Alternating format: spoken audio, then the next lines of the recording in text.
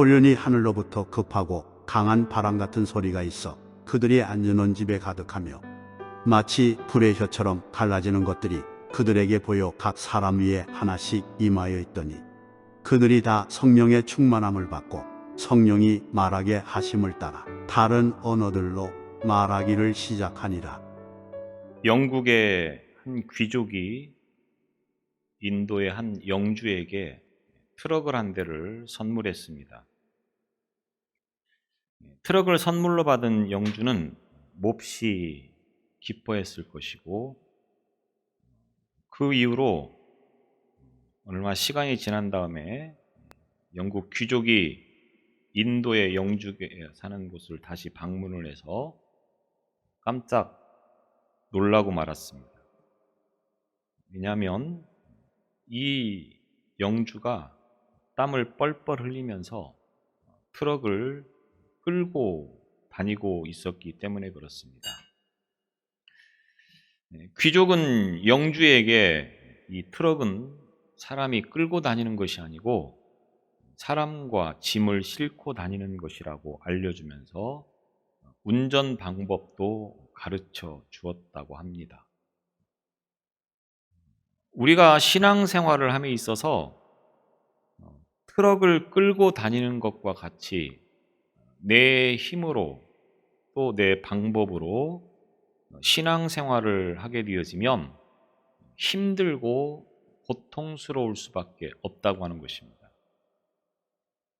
그래서 신앙은 자기의 힘이나 자기의 방법이나 자기의 능력으로 하는 것이 아니다 라고 말하면서 신약에서 이 신앙생활은 성령의 충만함을 받아야 한다라고 말씀을 하고 있습니다. 그래서 성령 충만을 받으면 신앙생활이 기쁘고 즐겁다고 하는 것입니다. 어떤 분들은 교회에 나오는 것이 대단히 힘들고 어려워서 누군가의 권유에 의해서 마지못해 다니는 그러한 분들도 참 많습니다. 내가 방법으로 내 힘으로 신앙생활을 해보려고 몸부림을 치고 있다고 하는 것입니다. 그러나 성령을 받으면 달라진다고 하는 것입니다. 그래서 교회를 나오는 것이 즐겁고 또 봉사하고 또 일하는 것이 즐겁다고 하는 것입니다. 여러분은 어떻습니까? 교회를 나오는 것이 참 힘들고 어렵습니까? 아니면 기쁘고 즐겁습니까? 베드로는 3년 동안 예수님을 쫓아다니면서 그 예수님의 가르침을 받았고 또 예수님께서 행하시는 이적과 기적을 직접 목격하면서 저분이면 우리의 메시아가 될 수 있겠다라고 결단을 하고 다 예수님을 배신할지라도 나는 죽어도 예수님을 배신하지 않고 예수님을 지켜드리겠습니다. 이렇게 호언장담하는 그런 말씀을 우리가 알고 있습니다. 그런데 그 베드로가 예수님께서 로마 군병들에게 붙잡혀갈 때 멀찍이서 예수를 끌려가는 장면을 지켜보고 있고 심지어는 어린 여종에게 나는 예수를 모른다 3번씩이나 부인하고 또 저주를 하면서 예수님을 배신했던 참으로 나약하고 비겁한 신앙인의 모습을 우리에게 보여주었습니다. 예수님께서 부활하신 다음에 제자들을 향해서 숨을 내쉬면서 성령을 받으라고 말씀을 하셨습니다. 또 승천하시면서 성령을 받을 때까지 이곳을 떠나지 말라, 이 성을 떠나지 말라, 예루살렘을 떠나지 말고 이 성에서 약속하신 그 성령을 기다리라 이렇게 말씀을 하셨습니다. 또 지난주의 말씀처럼 오직 성령이 너희에게 임하시면 너희가 권능을 받고 성령이 임할 때에 너희가 권능을 받고 땅 끝까지 내 증인이 되라, 이렇게 말씀을 주셨습니다. 그리고 이 말씀이 있은 다음에 열흘째 되는 주일날, 바로 오순절이 되겠습니다. 이스라엘 백성들이 시내산에서 하나님을 말씀을 받았던 날이 바로 이 오순절인데, 이 오순절날 주님께서 약속하신 성령이 제자들이 모여있는 마가의 다락방에 임하게 되어지고, 그래서 예수를 따르는 많은 무리들이 이 약속하신 성령을 받게 되어집니다. 성령이 강하게 임할 때에 세 가지의 현상이 나타나는 장면을 우리가 오늘 말씀을 통해서 보게 되어집니다. 호련히 하늘로부터 급하고 강한 바람 같은 소리가 들렸다고 말하고 있습니다. 또 불의 혀처럼 갈라지는 것이 보였다라고 말하고 있습니다. 또 입에서 방언이 쏟아져서 그 말하는 것을 들었다, 이렇게 말씀을 주시고 있습니다. 성령이 강하게 임하니까 귀가 열리고 눈이 열리고 입이 열려서 이제 하나님의 맡겨주신 그 믿음의 길을 걸어갈 수 있게 되었다. 오늘 성경은 이렇게 증언하고 있습니다. 그래서 성령을 받은 것과 성령을 받지 않은 것은 분명히 많은 차이를 보이고 있다라고 우리에게 이 말씀을 통해서 볼 수 있습니다. 앞서 말씀을 드렸던 것처럼 베드로가 성령을 받기 전과 성령을 받은 후에가 어떻게 달라졌는가? 베드로뿐만 아니라 예수님을 따르던 제자들과 그리고 많은 무리들이 성령을 받기 전과 성령을 받은 후가 어떻게 달라졌는가를 우리는 말씀을 통해서 분명히 볼 수 있습니다. 그래서 성령을 받는 것이 우리에게 있어서 굉장히 중요한 문제인데, 문제는 성령을 받은 사람이 어떤 사람이냐, 어떻게 성령을 받느냐, 성령을 받았는지 못 받았는지를 어떻게 구분할 수 있느냐, 이와 같은 것들에 대해서 많은 부분들을 오해를 하고 있다고 하는 것입니다. 성령을 오해한다고 하는 것은 무슨 말입니까? 우리가 입으로는 하나님 하나님 이렇게 부르짖으면서도 그 하나님이 어떤 분이신가를 제대로 알지 못하는 것입니다. 예수님 예수님 입으로는 부르고 있는데 그 예수님이 어떤 분이신가를 제대로 알지 못하는 것과 다르지 않다고 하는 겁니다. 성령에 대해서, 성령을 받은 사람이 어떤 사람이냐, 성령은 우리에게 어떻게 임하시느냐, 우리가 이와 같은 것들을 바로 알고 그 성령을 통하여서 우리의 신앙생활이 이제 기쁨과 즐거움이 넘치는 그런 신앙이 될 수 있기를 바랍니다. 성령을 받았다고 하는 것을 많은 사람들이 방언을 받았다고 하는 것으로 오해를 하는 경우가 있습니다. 물론 오늘 본문의 말씀에서도 성령이 임할 때에 그들이 방언을 말했다라고 기록을 하고 있습니다. 그래서 성령이 임하게 되어지면 방언을 받을 수 있습니다. 그러나 성령을 받은 것이 꼭 방언을 말하는 것이다라고 생각하는 것은 잘못되었다고 하는 것입니다. 성령을 받았어도 방언을 말하지 못할 수 있습니다. 방언을 해도 성령을 못 받은 사람일 수 있습니다. 방언을 한다고 해서 다 성령 받은 것은 아니라고 하는 것입니다. 귀신도 방언을 말하게 합니다. 귀신도 능력을 행하게 합니다.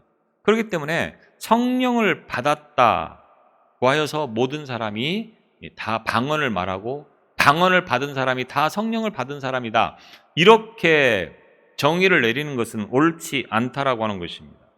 성령을 받았다고 하는 것을 다른 표현으로 말하면 하나님을 만났고 예수님을 만났다라고 말을 할 수가 있겠습니다.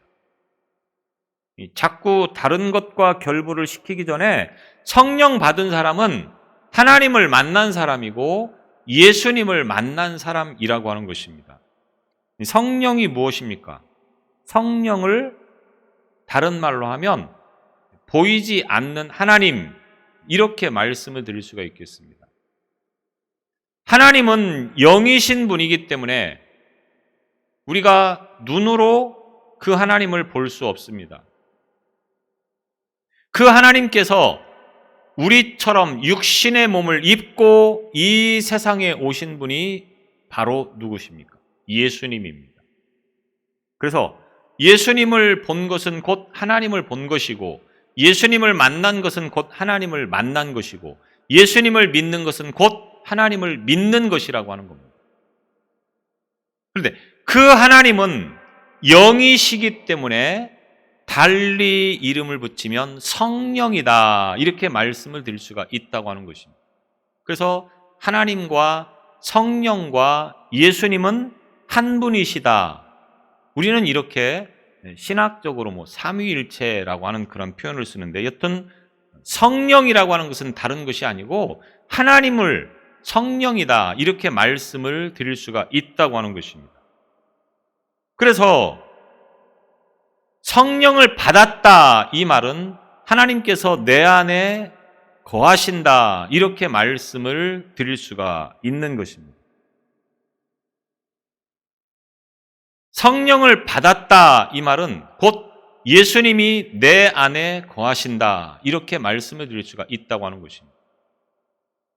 그런데 왜 제자들은 예수님과 3년 동안이나 동행하면서 그 모양이었습니까? 이런 의문을 품게 되어지고 반문을 하실 수가 있겠습니다. 왜 그렇습니까? 제자들이 만난 예수님, 제자들이 보는 예수님을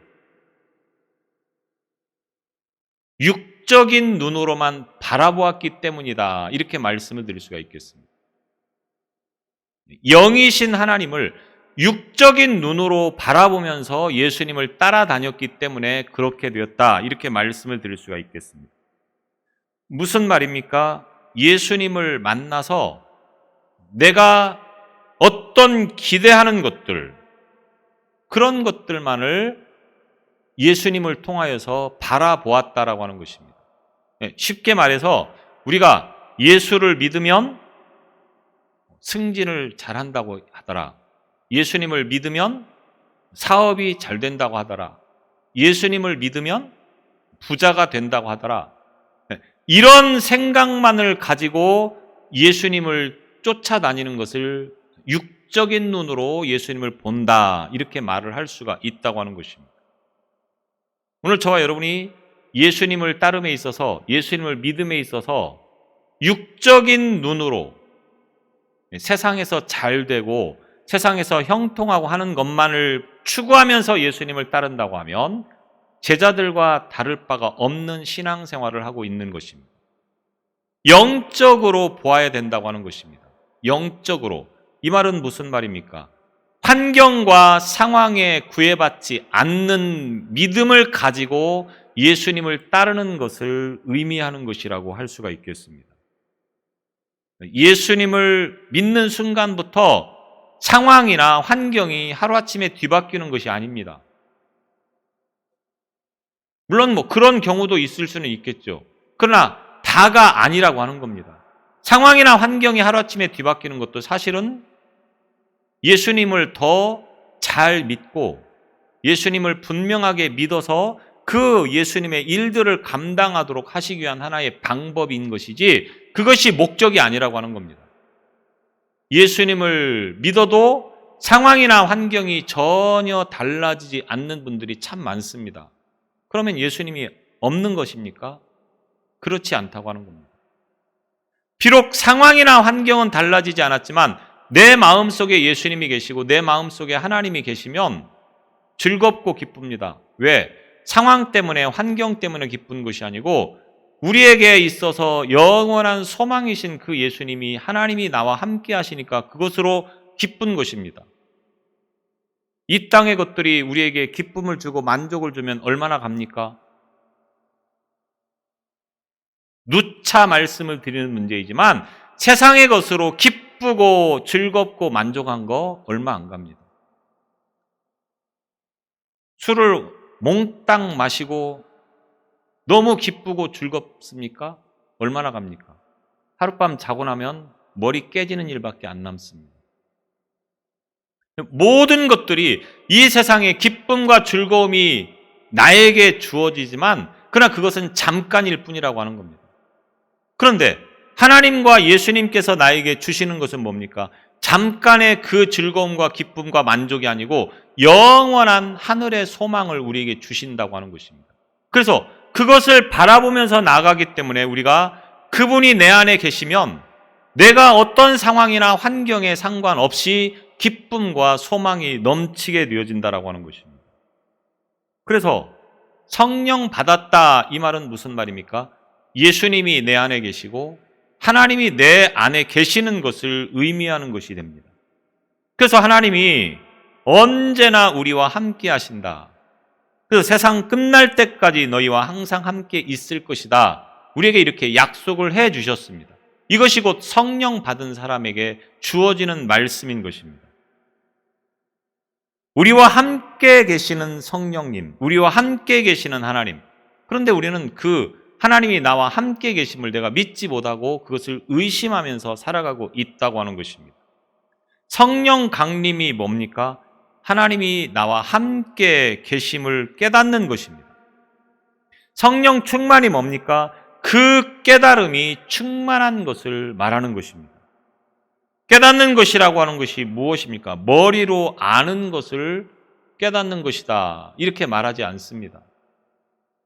머리로 아는 것만을 가지고 우리가 깨달았다. 이렇게 말하지 않는다고 하는 것입니다.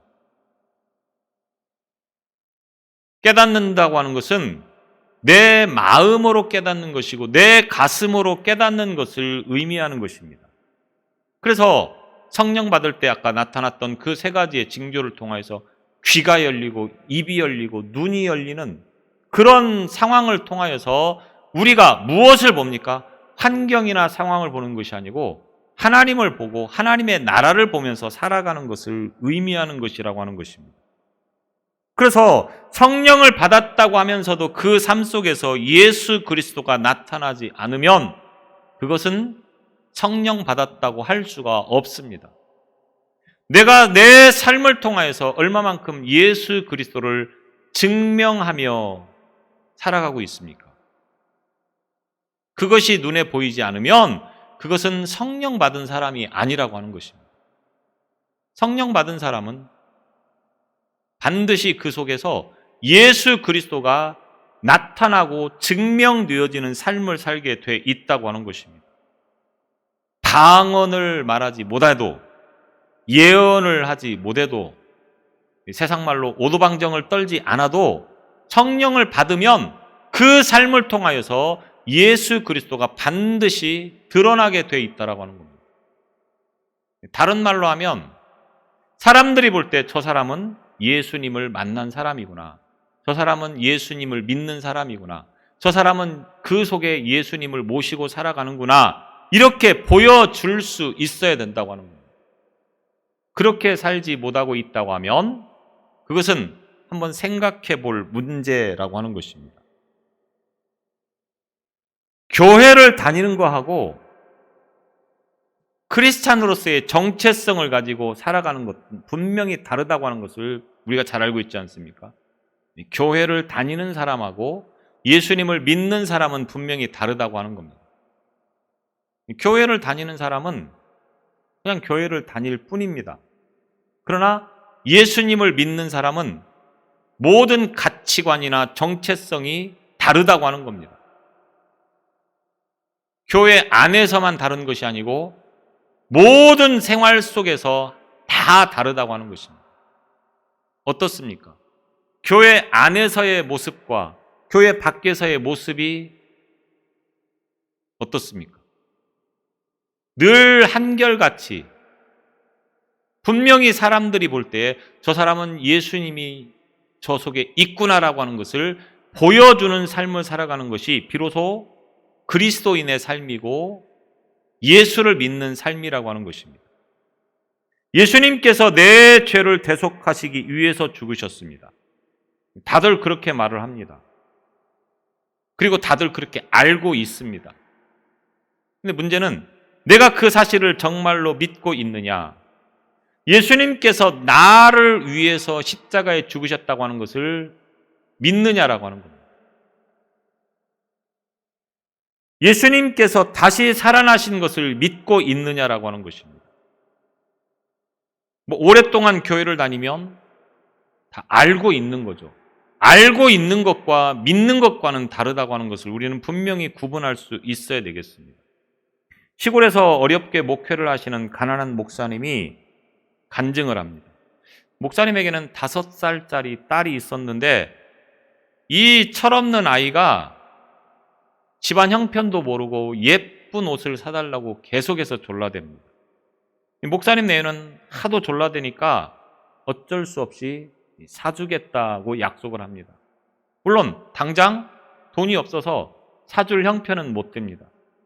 그러니까 사주겠다고 약속은 했지만 그때가 언제일지는 이 목사님도 모르는데 이 딸아이는 그것도 모르고 사준다고 했다고 하는 그 말을 듣고서 인형하고 놀면서 인형에게 엄마 아빠가 나한테 예쁜 옷을 사준다고 말했다?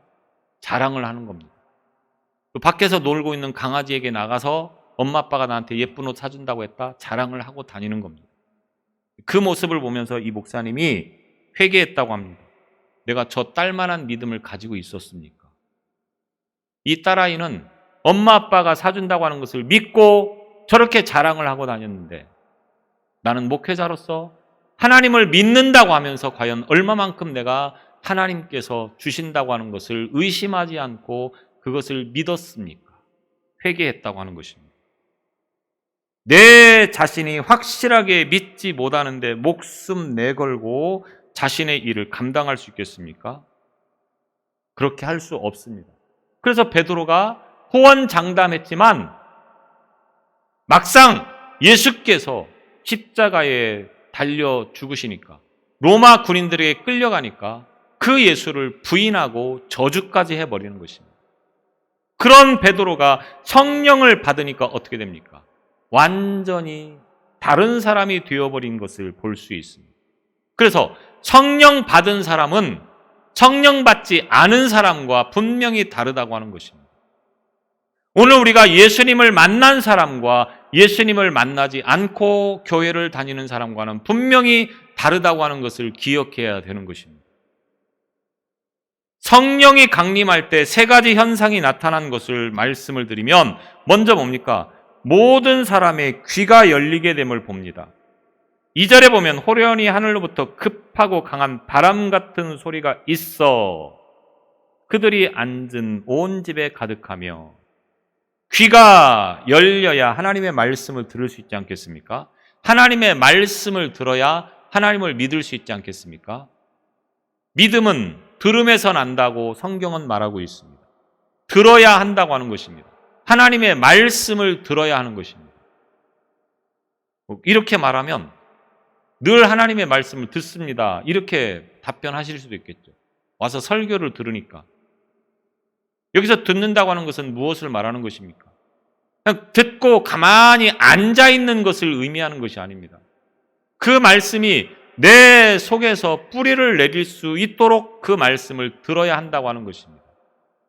또 말씀을 들으면서 그 말씀이 의심이 가지 않는 것입니다. 저것이 곧 하나님이 나에게 주시는 말씀이다라고 하는 그 믿음이 확실하게 생겨지는 것을 말하는 것입니다. 그래서 아무리 예수 그리스도의 복음을 전해도 그래서 똑같은 사람이 그 복음을 듣고 있어도 어떤 사람은 그것이 복음이 되지만 어떤 사람은 그냥 한 귀로 듣고 한 귀로 흘러버리는 정도로 끝나버리는 경우가 많이 있습니다. 자, 여기서 귀가 열려서 듣는다고 하는 것은 무엇을 의미하는 것입니까? 그 말씀이 내 안에서 믿음의 뿌리를 내리도록 하는 것을 말하는 것입니다. 그것이 살아있는 하나님의 말씀이고 생명의 말씀인 것을 의심하지 않고 그 말씀처럼 살기를 결단하는 것을 말하는 것이 되어지는 것입니다. 그래서 성경은 귀 있는 자는 들을지어다 이렇게 말씀하고 있습니다. 모든 사람이 다 귀 있죠. 그런데 여기서 무엇을 말하는 것입니까? 하나님의 말씀을 들을 수 있는 귀가 열린 자들은 하나님의 말씀을 듣는다고 하는 것을 말하는 것입니다. 출애굽기 21장 6절에 보면 매 7년마다 종을 풀어주면서 이제 자유를 허락합니다. 그런데 종살이를 하다 보면 아무것도 없고 오히려 이 집을 나가서 살아간다고 하는 것은 쉽게 생각하기 어려운 문제일 수 있습니다. 그래서 나는 그냥 이 집에서 계속 있겠습니다. 이렇게 결정을 하면 종이 스스로 주인 곁을 떠나기 싫어서 그냥 남아있겠다라고 하면 그 종은 어떡합니까? 송곳으로 귀를 뚫어서 그 집에 영원히 종이 되겠습니다라고 하는 표식을 남기게 되어 있습니다. 귀를 뚫어야 된다고 하는 것입니다. 무엇을 의미하는 것입니까? 주인의 말만 듣고 주인의 말대로 살겠습니다. 이런 고백이고 결단인 것입니다. 귀를 뚫었습니까? 무엇을 위해서 귀를 뚫었습니까? 하나님의 말씀을 듣기를 위해서 귀를 뚫을 수 있기를 바랍니다. 하나님의 말씀만 듣고 살겠습니다. 하나님의 말씀처럼 살겠습니다. 영원히 하나님의 종이 되겠습니다. 하나님의 말씀을 듣는 귀가 되시기를 바랍니다. 또 성령 강림이 임할 때에 눈이 뜨였다고 말하고 있습니다. 3절에 보면 마치 불의 혀처럼 갈라지는 것들이 그들에게 보여. 하나님은 영이십니다. 그래서 눈으로 볼 수 없습니다. 성령이 임하심을 느낄 수 있습니다. 그래서 그것을 바람으로 비유를 하는 것을 보게 됩니다. 바람이 보이십니까? 초능력자는 보일 수도 있겠죠. 일반 사람들의 눈에는 바람이 보이지 않습니다.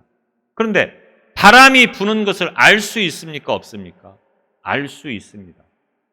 여러 상황들이 먼지가 날리고 낙엽이 날리고 여러 상황들이 바람이 분다고 하는 것을 분명히 보여주고 있다고 하는 겁니다. 마찬가지로 성령도 눈으로는 보이지 않지만 성령께서 강림하는 것을 분명히 알 수 있도록 하셨다라고 하는 것입니다. 그래서 성령이 임하시는 것을 우리는 성령을 받았다 이렇게 표현을 하는 경우들이 있습니다. 물론 그 말이 틀린 말은 아니겠지만 사실은 성령은 우리가 받는 게 아니고 성령이 임하는 것이죠. 내가 받는 것이 아니고 성령이 내 안에 임하신다고 하는 것입니다. 그래서 이것은 내가 어떤 수련을 통하여서 받을 수 있는 것도 아니고 훈련을 해서 받을 수 있는 것도 아닙니다. 세상의 종교와 다른 것이 바로 이런 부분들입니다.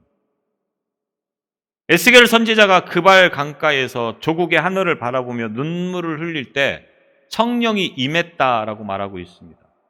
아모스 선지자가 양떼를 치다가 하나님의 신에 감동했다 이렇게 말하고 있습니다. 불의 혀같이 갈라지는 것이 저희들에게 보였다.